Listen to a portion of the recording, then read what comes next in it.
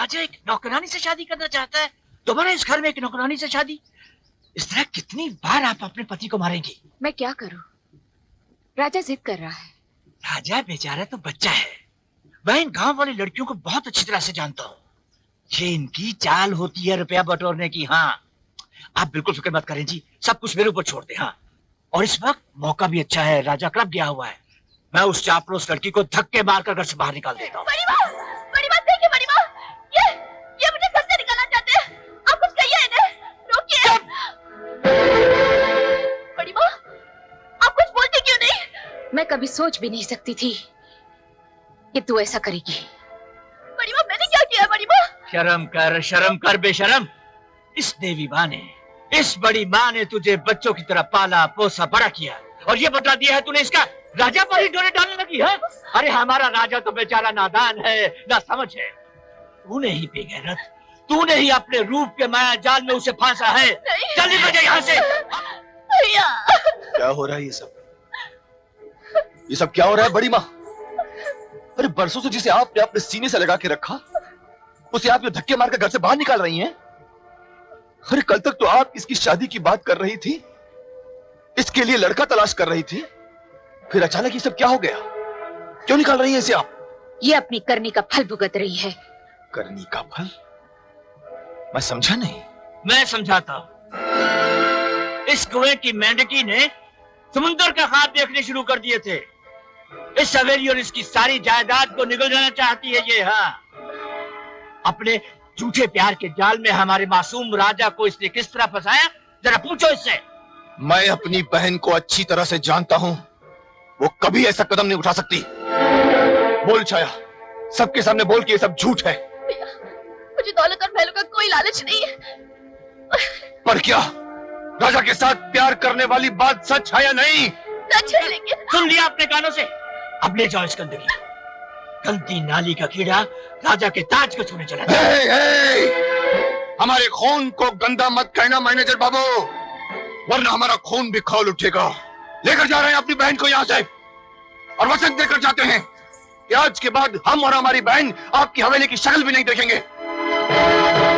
और एक बात कान खोल कर सुन लीजिए, अपने राजा बाबू की लगाम अपने हाथों में खींच कर रखिएगा।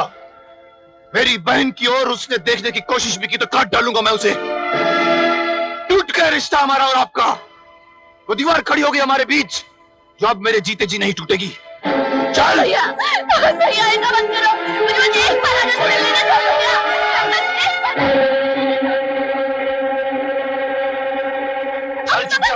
किसी से मिलना क्या करते हैं भैया?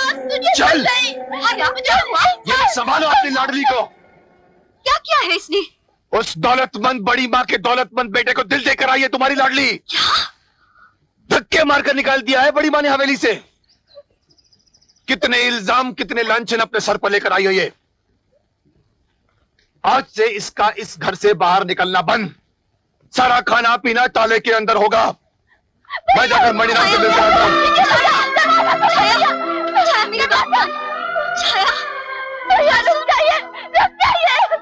ऐसे जुल्म मत करो, मुझे बस एक बार राजा से मिल लेने दो।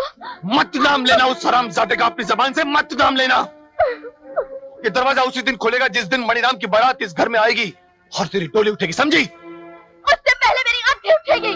मैं कह देती हूँ, अगर आपने जबरदस्ती मेरी शादी किसी मणिराम से करने की कोशिश की तो मैं जहर खा लूंगी, मर जाऊंगी, मगर राजा को छोड़कर किसी और के साथ शादी नहीं करूंगी। दादी माँ, दादी माँ, क्या है? तो ये फैसला किया है आपने मेरी तकदीर का? छाया को घर से निकाल दिया? उसका भाई आया था शंकर, वो अपनी बहन को लेकर चला गया। लेकर चला गया या आपने उसे धक्के मार मार कर घर से निकाल दिया? दादी माँ, आखिर उसका कसूर क्या था? तुमसे प्यार करना, यही सबसे बड़ा कसूर था उसका, सबसे बड़ा गुनाह। तो उसके इस गुनाह में मैं भी शामिल था दादी माँ। तो फिर ये सजा उस अकेली को ही क्यों? मुझे भी दीजिए, निकाल दीजिए मुझे भी इस घर से बाहर।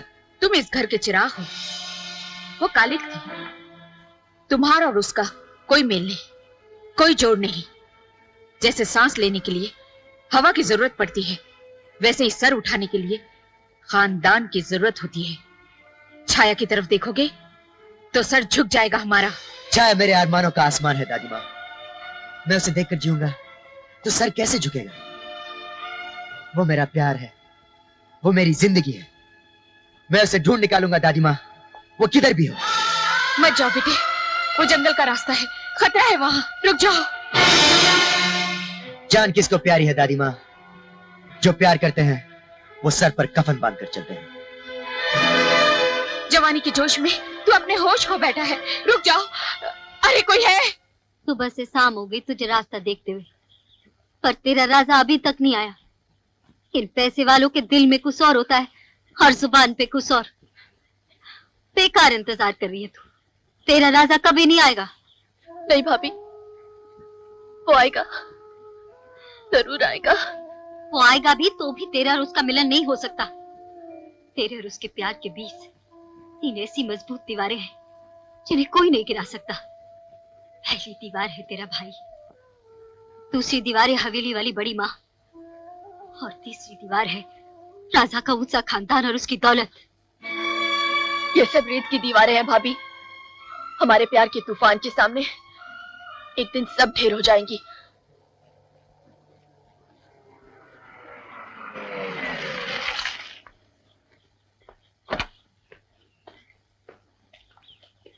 अरे भाई साहब जी, जरा बात सुनना। बोलिए।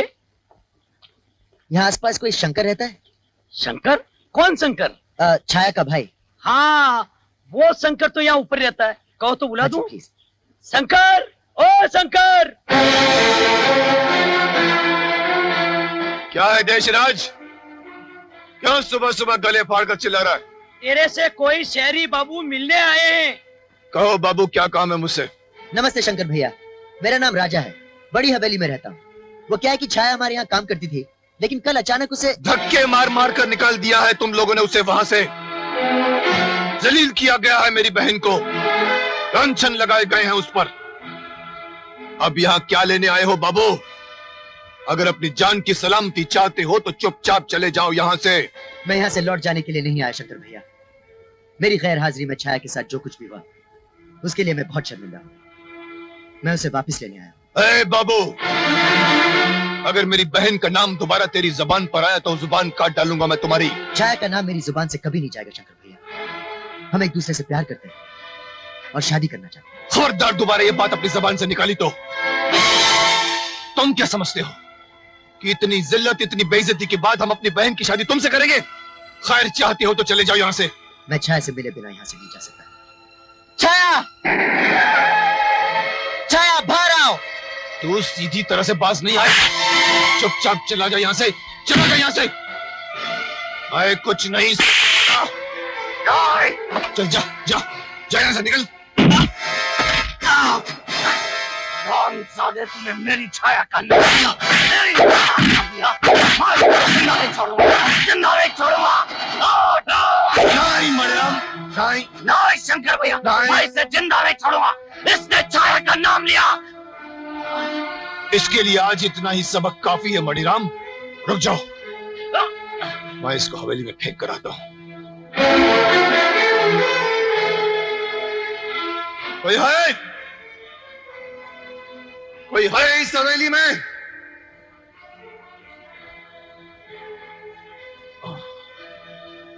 कोई है इस लड़के को संभालने वाला इस हवेली में? संभालिए अपने घर के चिराग को जो आज बुझते बुझते बच गया। राजा, राजा, राजा, क्या हुआ? खून? कैसे हुआ ये सब? किसने मारा इसको?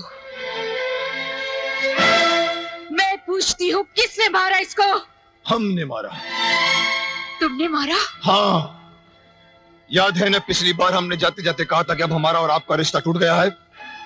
फिर जंगल में बस्ती की ओर हमारी बहन का रास्ता पूछते पूछते ये वहां आया कैसे? अगर मेरे राजा को कुछ हो गया तो मैं तुम्हारी बस्ती और जंगल को आग लगा दूंगी।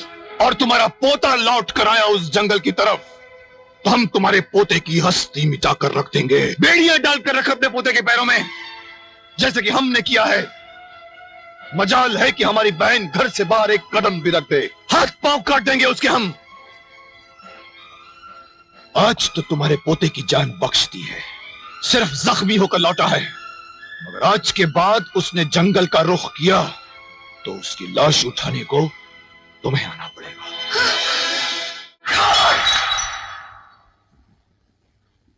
साला शहरी मेरी छाया को ढूंढते हुए आया था। वो तो शंकर ने हाथ पकड़ लिया मेरा, वरना साले को वहीं खत्म कर देता। लेकिन मनीराम, ये छाया का नया आशिक कहां से पैदा हो गया? पर पंडित जी ने कहा था छाया की शादी तो मनीराम से ही होगी। था क्या वो काशी पंडित? अच्छा, आता जाता कुछ नहीं है, बस सिर्फ पैसे बटोरता रहता है। राम राम राम राम। अरे ज्योतिष विद्या का इतना अपमान। मणिराम, इसीलिए तेरे लग्न में विघ्न पड़ता है। अरे हम इतनी मेहनत करके नक्षत्रों को वश में करके तेरे लिए नए नए रास्ते बनाते हैं और तू अपने कर्मों से उन्हीं रास्तों को बंद कर देता है। ए पंडित, अपने घर का रास्ता नाप चल। नाप लेंगे बच्चा, नाप लेंगे। अरे तेरे घर में कुटिया बना के रहने को थोड़ी आए हैं हम। सुबह से तेरी छाया के बारे में सोच रहा हूँ, कसम धंधे की जो कुछ और काम किया हो तो। तेरी कुंडली जो देखी तो क्या देखा कि तू तो राहु की लपेट में है बच्चा। अगले 2-3 दिन बहुत भारी बीतने वाले हैं तुझ पर। सुबह से कुछ हुआ तो नहीं? आगे बोल पंडित। बस ये 2-3 दिन बीत जाने दे, फिर देख छाया के साथ तेरा लगन पक्का। तब तक मैं तुझे राहु की लपेट से निकाल लूंगा। खर्चा केवल 500 रुपया। जिद में आकर चला गया जंगल की ओर, एक लड़की के लिए। आज तुम्हें कुछ हो जाता तो? मैं उस मणिराम को कभी माफ नहीं करूंगा दादी माँ।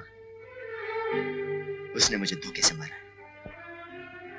राजा, ये मारपीट करने के लिए लंदन से आया था क्या? तुम्हारे लिए मैंने कितना बड़ा वचन तोड़ा है और तुम अपने पिता को दिया हुआ वचन भी भूल गए। जिंदगी में बहुत बर्दाश्त कर लिया मैंने। पहले तुम्हारे दादा को, फिर तुम्हारे बाप को और अब तुमको। जिंदगी के कुछ ही साल बचे, उन्हें अपने साए में जीने दे, अपने साए में जीने दे। जब मैं मर जाऊं फिर जो चाहे मनमानी कर लेना। कसम खा अपनी दादी माँ की। दादी माँ, फिर उस बस्ती में कभी नहीं जाएगा। दादी माँ, मैं आपसे बहुत प्यार करता हूँ। मैं आपको वचन देता हूँ, मैं उस बस्ती में फिर से कभी नहीं जाऊंगा। जगह देखा संपत राय की बेटी के रास्ते के कांटे को कैसे बाहर निकाल दिया। अब वो दिन दूर नहीं जब राजा की बारात मेरे दरवाजे पर आएगी।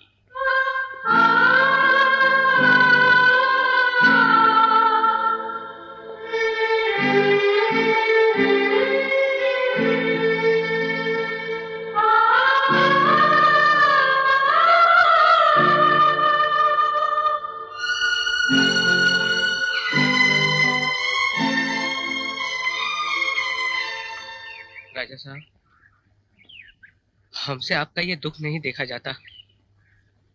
बड़ी मुश्किल से खुशी की एक लहर आई थी हमारी हवेली में, और वो भी। मैं क्या करूं टिकुराम? दादी माँ ने तो मुझसे वचन ले लिया, लेकिन मैं छाया को नहीं भूल सकता। लगता है उसके और दादी माँ के बीच पट गया हूं मैं। ना जाने मेरे बिना उसका क्या हाल होगा। हुजूर, अगर आप चाहें तो हम आपका संदेशा पहुंचा सकते हैं। तुम? हाँ हुजूर। टिकुराम, अगर तुमने मेरा ये काम कर दिया तो मैं तुम्हारा एहसान जिंदगी भर नहीं भूलूंगा, लेकिन तुम्हारे लिए वहां खतरा है। आप फिक्र न करें। 12 साल 11 महीने 15 दिन हमने आपका नमक खाया है।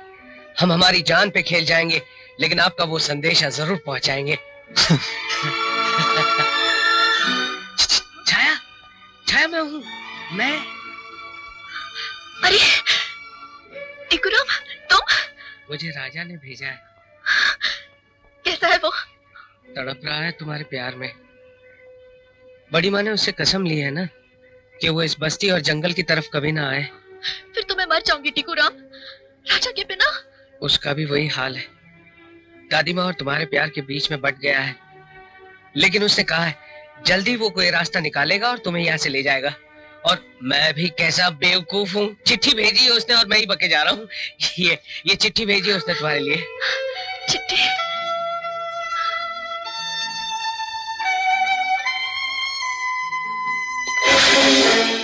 साला चिट्ठी लेकर आता है हवेली वालों की। हाँ, मैं चिट्ठी लेकर आया। क्या कर लोगे तुम? चमड़ी उधेड़ कर रख दूंगा तेरी। माँ का दूध पिया तो खड़ा रहे यहीं पर, खड़ा रहे यहीं पर, खड़ा रहे यहीं पर। चिट्ठी लेकर आता है। भाग जा, मैं कहती हूँ।